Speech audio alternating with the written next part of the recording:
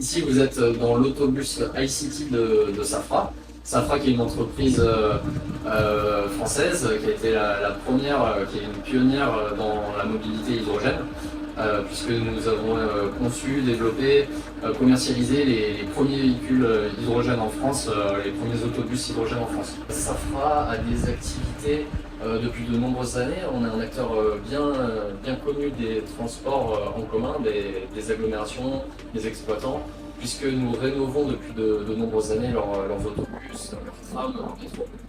Par contre, depuis les années environ 2010-2011, nous sommes devenus constructeurs. Donc constructeurs d'autobus d'une part, et puis petit à petit, avec l'arrivée de l'hydrogène dans le portfolio, constructeur d'autobus hydrogène et transformateur d'autocars. Donc nous transformons effectivement des autocars diesel en autocars hydrogène. Aujourd'hui, les activités de Safra, elles s'articulent toutes vers le même but, qui est de décarboner les transports en commun.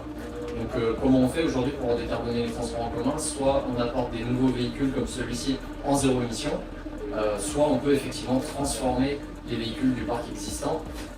C'est ce que nous proposons avec notre kit de rétrofitage de PAC sur les autocars. Aujourd'hui, nous sommes au lendemain de l'inauguration des autocars rétrofités pour la région Occitanie. C'est une solution qui permet d'avoir rapidement des autocars en hydrogène, donc en zéro émission, sur les routes, et qui permet de décarboner votre parc de véhicules. On n'oppose pas frontalement l'autobus ou l'autocar batterie à son homologue hydrogène. Aujourd'hui, nous, on pense qu'il y a des cas d'usage différents. Et donc des cas d'usage pour la batterie, des cas d'usage pour la pile à combustible.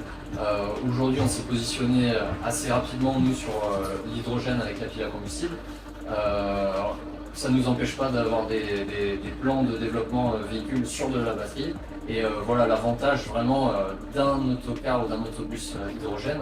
On peut l'appeler électrique plus, vous avez plus d'autonomie et plus rapide à livrer. Voilà, c'est vraiment, ça répond aux contraintes d'exploitation de nos clients.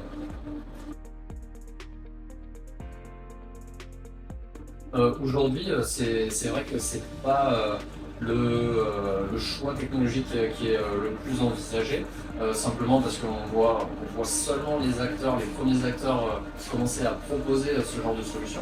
En revanche, on a un peu plus de retour d'expérience sur la pile à combustible et c'est pour ça qu'on est lancé sur cette voie-là.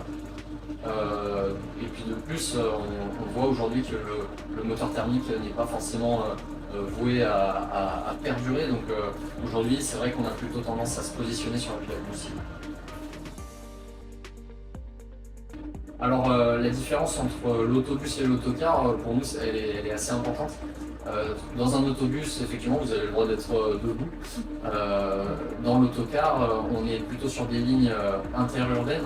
Donc on sort du périmètre de l'agglomération et il y a une autre réglementation qui s'applique comme le fait de devoir être assis avec une ceinture.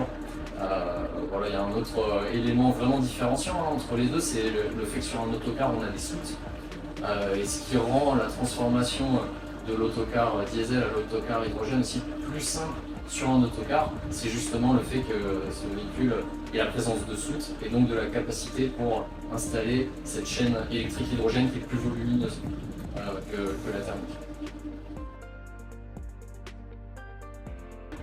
Aujourd'hui, Safra a commercialisé une vingtaine de véhicules qui circulent sur le territoire d'une première génération. C'était la première génération de véhicules qui s'appelait Bucinova. Aujourd'hui, vous êtes dans l'iCity, la nouvelle génération de véhicules de Safra, et celle-ci, en l'espace de 2 ans, elle s'est déjà commercialisée à plus de 50 unités. Donc voilà, on a un carnet de commandes qui commence à bien se remplir et qui va continuer à se remplir puisqu'on a des prospects encore pour les années à venir.